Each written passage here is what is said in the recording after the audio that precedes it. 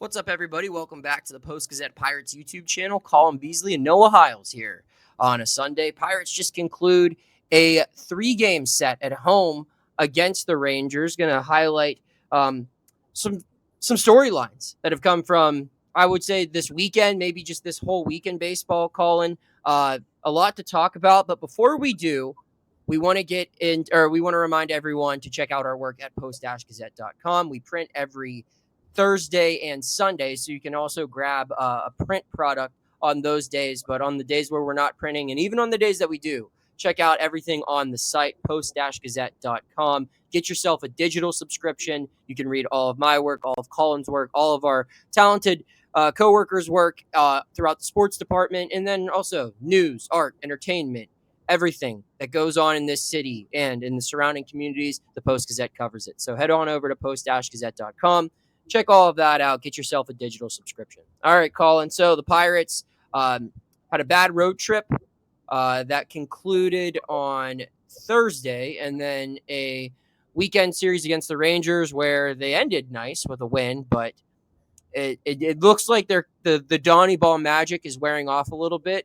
Rather than doing these traditional recaps, I feel like we're just going to, from now on, because let's be real, I mean, the games don't have as much meaning as they did earlier in the year as they continue to fall further and further out of contention. Not to say they really were ever in contention this year, but we're going to focus on some individuals, some storylines connected to those individuals. First one we'll talk about here is Oneil Cruz. So Oneil Cruz, I think, probably had the most memorable play of this homestand, this series, I should say.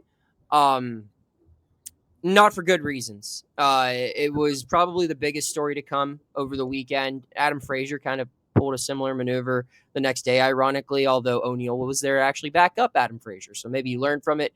Colin, but you covered the games this weekend. I got the weekend off. So, I mean, what was it like for you, A, just watching the play unfold, and B, how everyone kind of reacted to it on the team and in the clubhouse?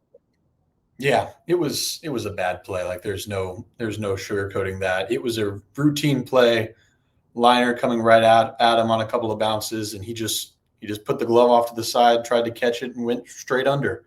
It set a bad tone for the game. It set a bad tone for the series. It set a it was a disastrous play to have happen 2 batters into a series and 2 batters into a game.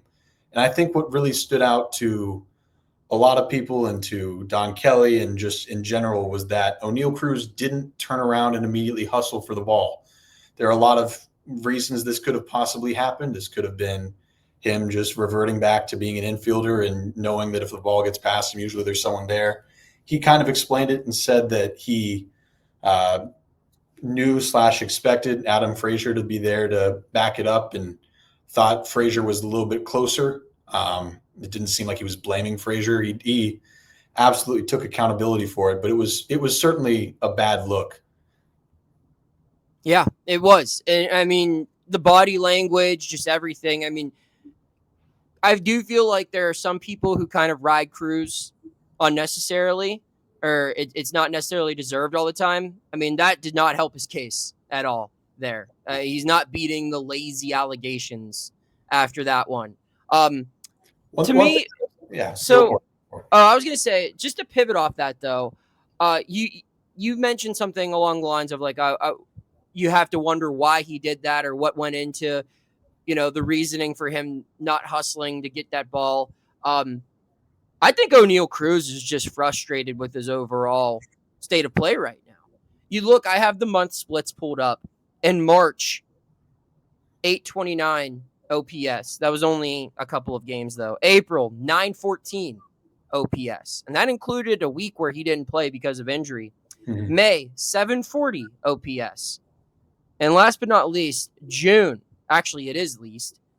This month, a 510 OPS. He's hitting only 162, Colin. He struck out 28 times. He's walked 10 of them. And he's just not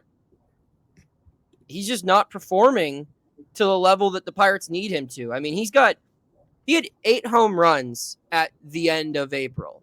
And he's still sitting at 13 on the season. 4 of them came last month. He only has 1 this month. He's just not hitting right now at the plate at all.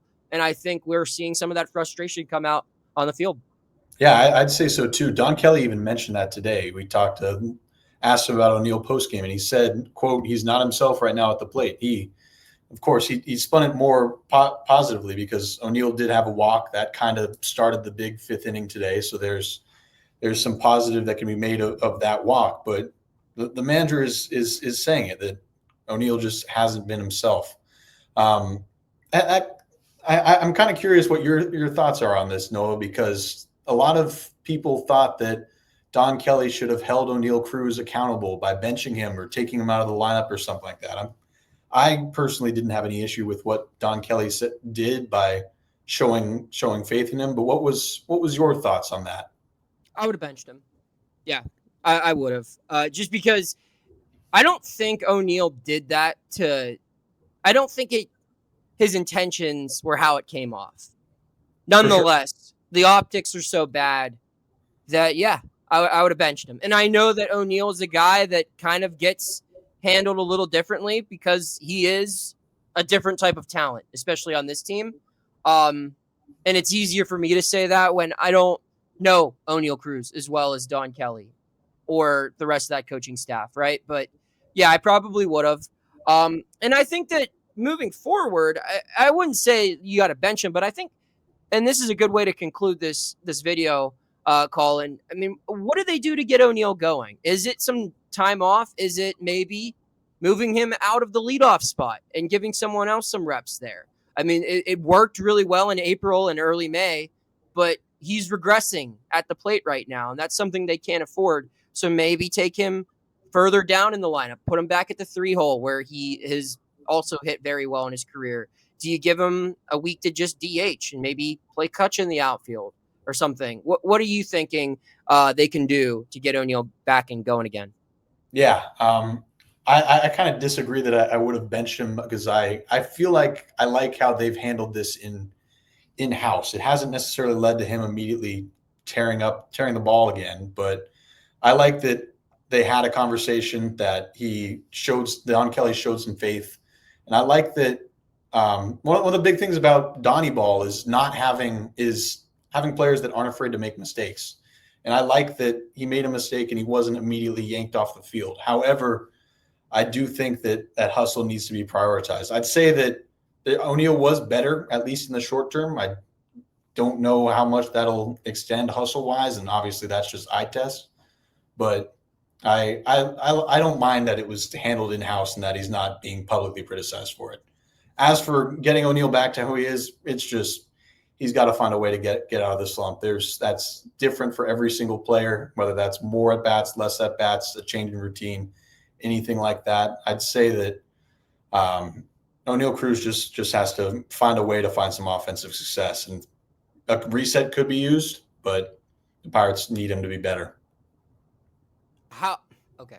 I asked you how you would try to go about getting him. Oh, I'd try and go about it? Yeah. All right. I agree that he needs to be better. Yeah. Fair. A reset could be used, but I don't consider it a benching. Like I don't want I don't think so either. I would make it clear it's like he just needs he needs some days down. Yeah, I think a reset could be used, but I don't think it should be a benching because he made this error. I think kind of just framing it differently, I'd say. Okay. Well, that's all we got for today. Big thanks to everyone who tuned in. He's Colin Beazley. I'm Noah Hiles. Check out all of our work at Post-Gazette.com. We'll have more videos for you on this YouTube channel at PG Pirates. Thank you for checking out this content from Post-Gazette Sports. If you watch this video on YouTube, please like the video and subscribe to our channel. For all of the sports coverage the Post-Gazette has to offer, visit Post-Gazette.com.